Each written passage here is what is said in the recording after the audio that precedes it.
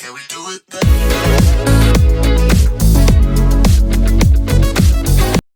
Have you ever wondered why some stories stay with us long after we have finished reading them?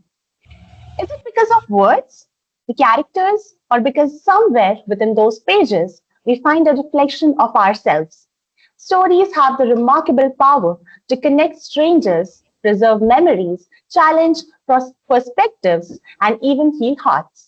Today, we are joined by someone who has spent years doing exactly the same.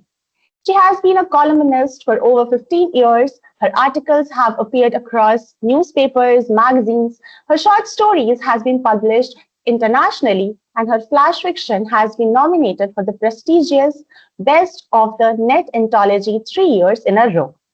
But beyond all these achievements, she is someone who believes in observing life, the people, the silences, and even the songs of birds.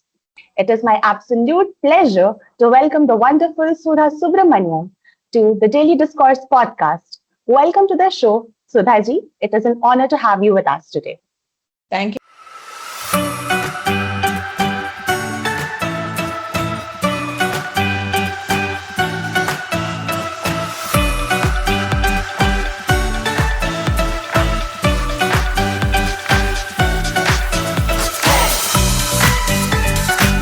for having me, Ananya. Lovely to be here.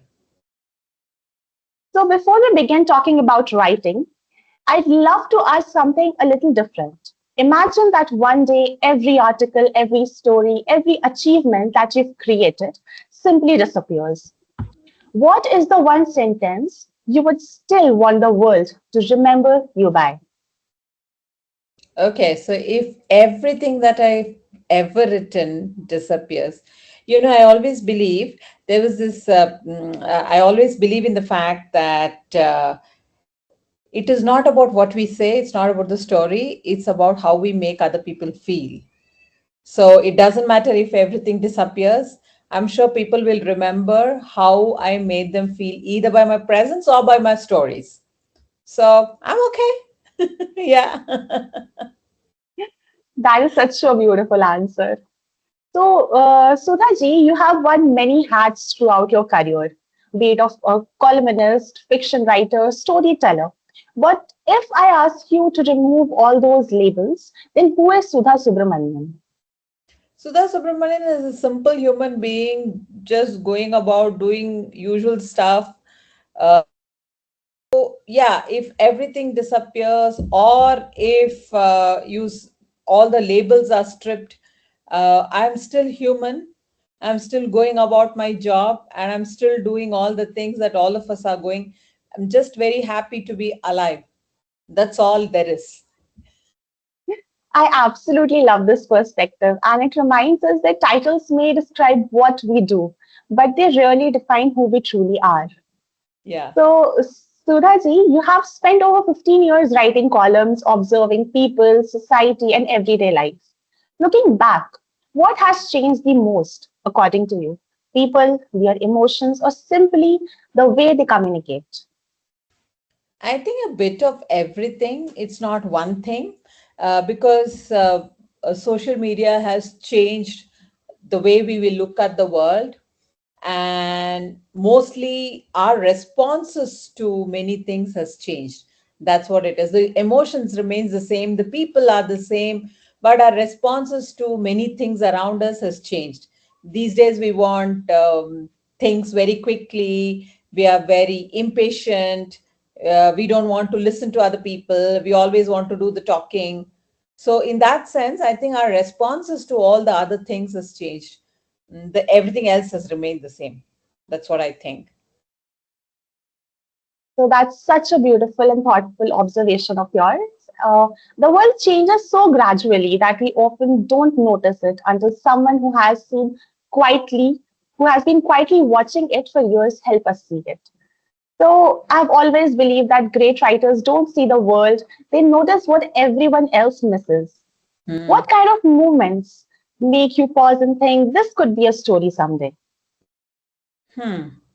So there is a joke in our family that we have that whenever a lot of people get together and we're all speaking and we're just having a wonderful evening, And then when they're leaving, they say, "Oh, we don't know if we are going to be in Sudha's story at some point," because nobody knows what anybody has said, what anybody has done. It could be the way they're drinking their water, or it could simply be the way they're adjusting their glasses. So I think what is blind to most people is what makes someone pick out those little things and then bring forth to the world. And that's what I think writers primarily do. uh, we pick out the simplest and the most mundane and most obvious thing and give it a new perspective, so that I think also because as life goes on, writers have a way of looking at what's beyond life. So there can be parallel universes, there can be many things that's going on that is probably not visible to most people around, because people are busy living their lives.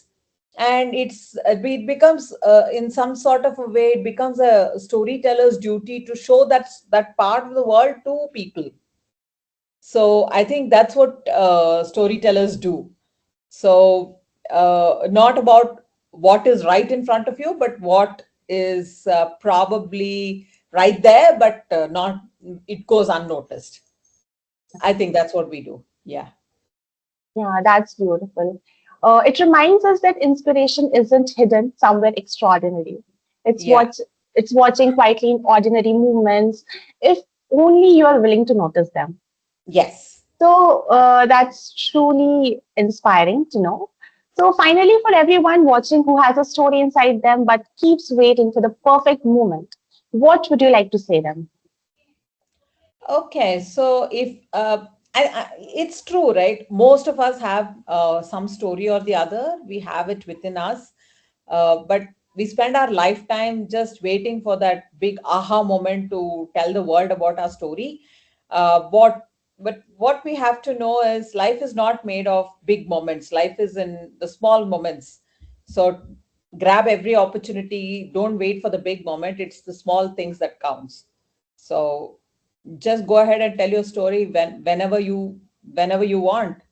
Don't wait for somebody to point out that this is the time when you have to tell the story. If that's what's going to happen, then I think most of us will not be writing stories at all, because we're always waiting for something to happen to write.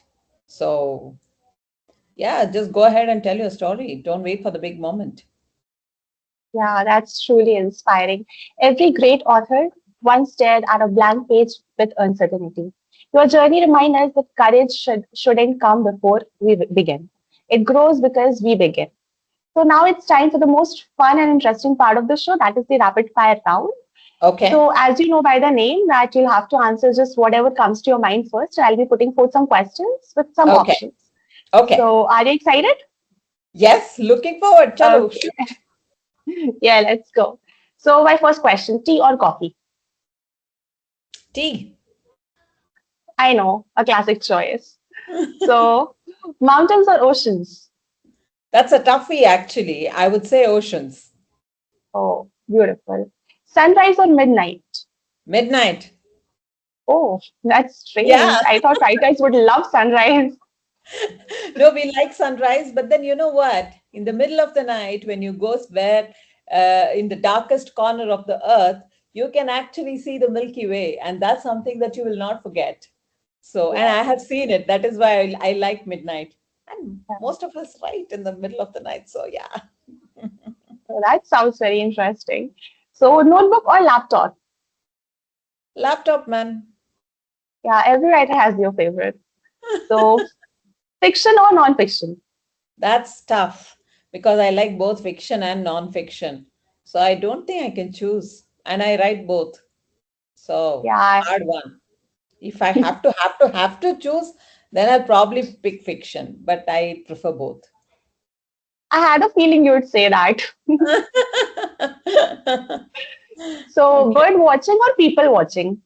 Absolutely bird watching, hands down. I'm a bird watcher. I love to watch birds. Yeah, it gives a lot of peace. Yes, and Nature, undoubtedly very pretty and beautiful as well. exactly. So, one author everyone should read, according to you. I can't say that You don't because have to there take is no your one name. author. No, there is no one author. What works for one author may not, there are thousands. I mean, there's so many of them. So it's impossible to pick. I mean, it's impossible to pick for me. I don't think it's possible for anybody to pick. So yeah, read whoever you think appeals to you. That's what it is. You can't pick one author. No. That's a true answer. So, one book that changed your life. Hmm. I don't think there is one book that changed my life. There is one story that changed my life. And that was not now. That was when I was very young, very, very young girl. And it was in school. And I read this little story. I mean, I didn't read, it was in our syllabus. The story was called The Lost Child. And it written by Mulk Raj Anand. I think that changed.